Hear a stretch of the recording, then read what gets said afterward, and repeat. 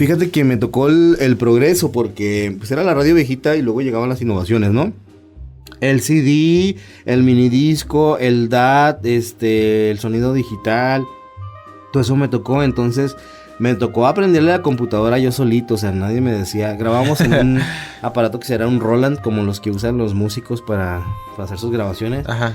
Y lo inyectábamos a una televisión para poder yo tomarlo como monitor, como pantalla. Uh-huh. Y ahí empecé, o sea, a producir ya con otra calidad de sonido. Y luego ya pues llegaron todos los editores en las computadoras, como el Vegas que usamos ahora. Bueno, el Soundforge.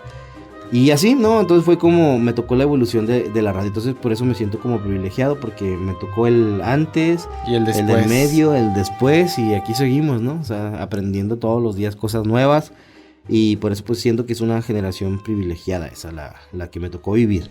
No, y aparte lo que me imagino es de que, por ejemplo, lo que te mencioné, que era como un trabajo tan grande que decías, a lo mejor producían un spot. Ahorita te tardas más o menos alrededor de que unos media hora, 20 minutos y mucho, a veces hasta 15, 5 minutos, depende del tamaño. Uh-huh. Y lo editas de volada en el programa, todo ya te lo hace, te lo comprime. Y aquí yo me imagino que antes era, pues es como, repetir, ¿no? Pues otra vez la cinta, cassette, de nuevo, otra vez, y así, lo instalar todo. Sí. O sea, era todo un proceso largo, me imagino. Era un proceso bien largo porque... mis respetos, hacer producción en ese entonces parecías pulpo. Haz de cuenta, primero pues tenías que tener al locutor todo el tiempo, no se podía ir hasta que no hubiera una producción, hasta que no tener una producción final, ¿no? De algún spot o promocional de la estación.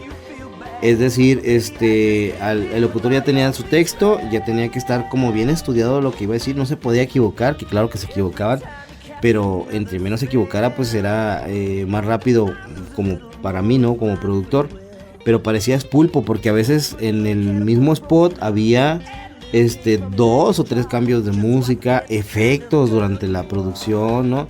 Es decir, empezaba a hablar el locutor, empezaba con una música, en determinado párrafo cambiaba a otra música. Imagínate las manos, o sea, quítale, ponle, súbele, sí. Y aquí entra un efecto de grillo, aquí entra un efecto de teléfono, y ya estábamos terminando y el locutor se equivoca.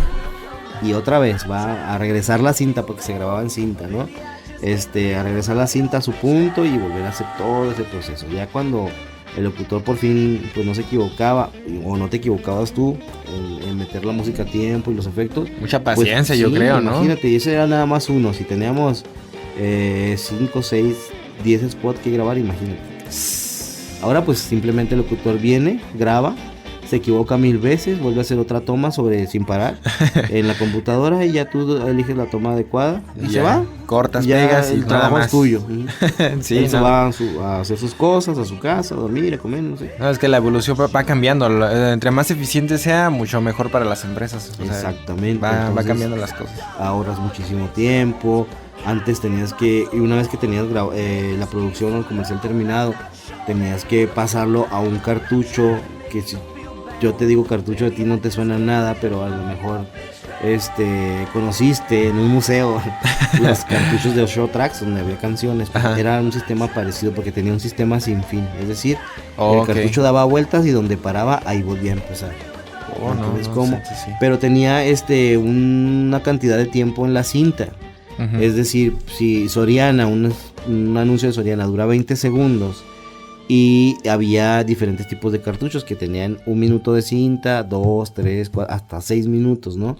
Entonces a veces, como había tantos comerciales, nada más me quedaban cartuchos de 6 minutos. ¿Cuántos Sorianas de 20 segundos le cabían a un cartucho de 6 minutos? O sea, era matemáticas. Pues sí, le caben que 3 por minuto, 6 por 3, 18 veces tenía que meter yo Soriana en un solo cartucho. Si no, se iba a quedar mucha cinta iba a provocar una laguna al aire, ¿no? Es cuando el locutor pusiera el comercial, y si lo quitaba y se le olvidaba regresarlo, pues iba a haber una laguna, o sea, no iba a haber comercial.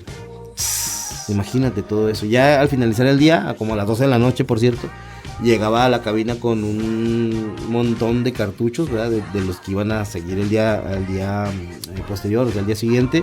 El locutor de que tenía el quiebre de día, o sea, el de la medianoche, pues tenía que hacer el cambio de materiales. Estos salen, estos entran.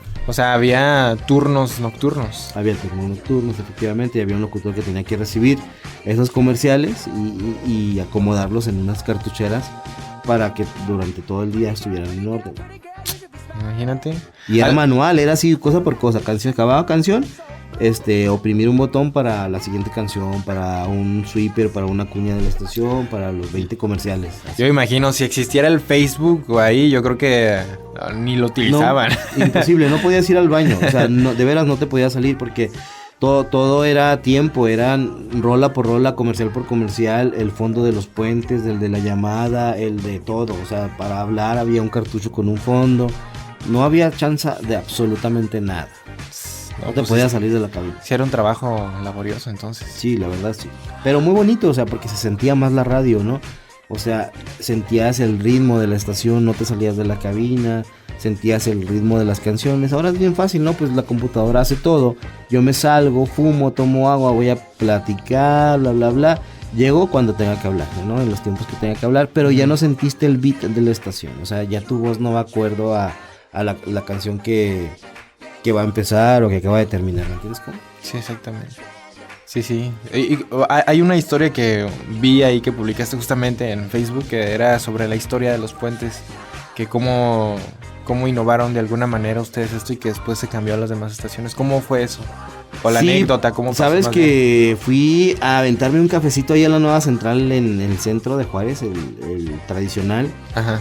Y pues obviamente está muy cambiado, ¿no? Me pasé tomando unas fotos, me topo con el edificio que está ahí en lo que es Francisco Villa y 16 de septiembre, el edificio donde antes estaba el Banco BCH.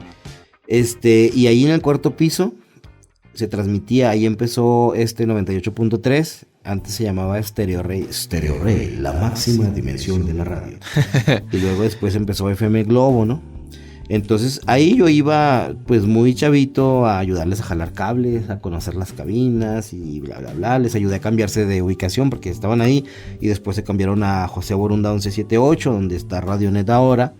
Y pues ahí fue como pues empezó la historia, ¿no? De 98.3.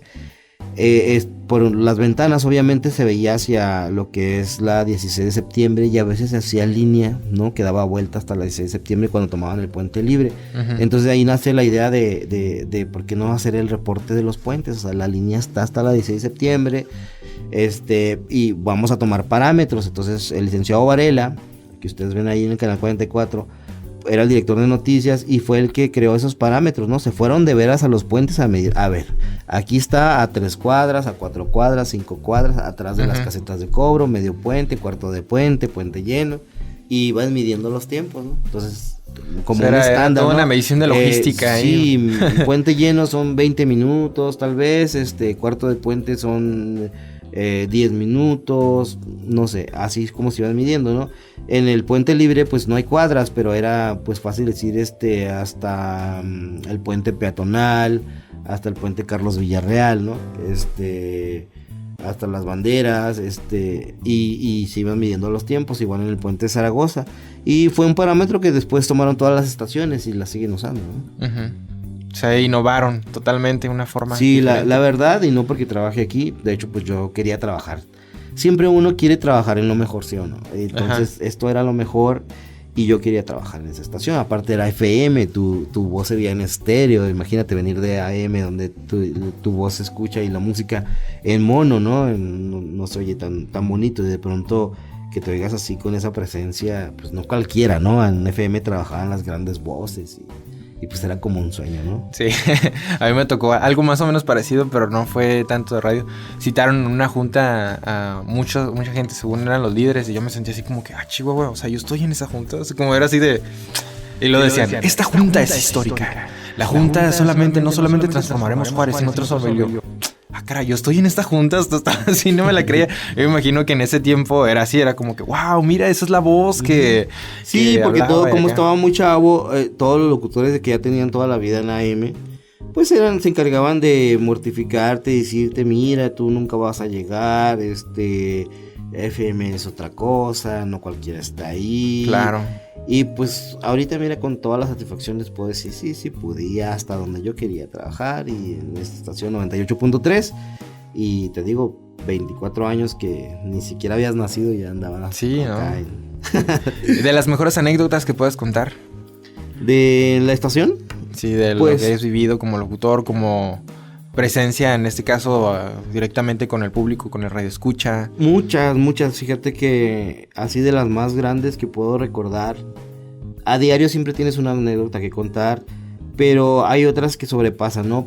Antes, había unos promocionales que nacieron de la nada. Es decir, donde yo solo me cambiaba la voz. O sea, era yo solo el talento, pero me cambiaba la voz para que, pues, para hacer un diálogo, ¿no? Uh-huh. Y fue como nacieron unos personajes que en ese entonces me preguntaron, ¿cómo se llaman? Era uno de ellos tenía la voz como tipo ardillita, tipo morro, ¿no? Ajá. Y el otro una voz tonta, grave, así, ¿no? Y no tenía nombre. Entonces me encargaron grabar un promocional para cuando Juan Tenorio, en paz descanse, subía a la torre y necesitaba 2 voces, pero ya no había locutores, pues me la cambié yo solo, ¿no? Entonces ahí nació esa idea, ¿no? Del Simitrio, porque me preguntaron cómo se llama la voz de ardillita que se oye ahí en el promocional. Y estaba el calendario ahí y ese día decía San Simitrio y se llama Don Simi. Y salió el Simi, no es de las farmacias, era otro, nomás que no creo que sí lo registramos, pero bueno, pues ya no me metí en lío. Era el Don Simitrio y la otra, como le decía él, pedazo de albóndiga, porque estaba muy tonto y le pegaba. Pues la albóndiga, entonces Don Simitrio y la albóndiga. Y se hicieron muy populares, o sea, ya después fueron personajes de la estación muy, muy famosos, tanto que estaba a punto de entrar al libro de récord Guinness, porque lo pedían más que cualquier canción popular, o sea, más que a Luis Miguel, más que a cualquier artista que estuviera pegando en esa época. Ajá. Y querían, oye, grábame, para mi novia le encantan, grábame los comerciales de Don Simitrio. Y Don Simitrio aparecía en cada promoción de la estación, sobre todo en la torre, ¿no? Cuando pedíamos los juguetes para los niños humildes.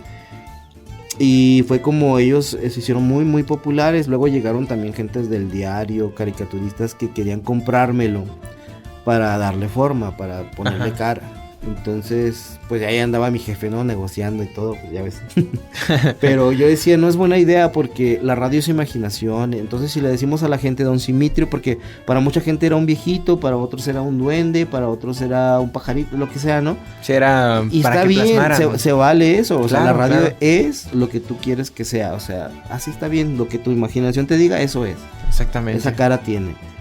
Y entonces, si le van a dar forma y le van a decir, no, mira, no era un viejito, es un duende, o si es un duende, no es un viejito, pues le rompes la imaginación. Yo pensé que era esto. Y es la esencia. En mi cabeza también estaba en esto. Entonces, la esencia de la radio también. Que así como que lo que la gente piensa que es, eso es.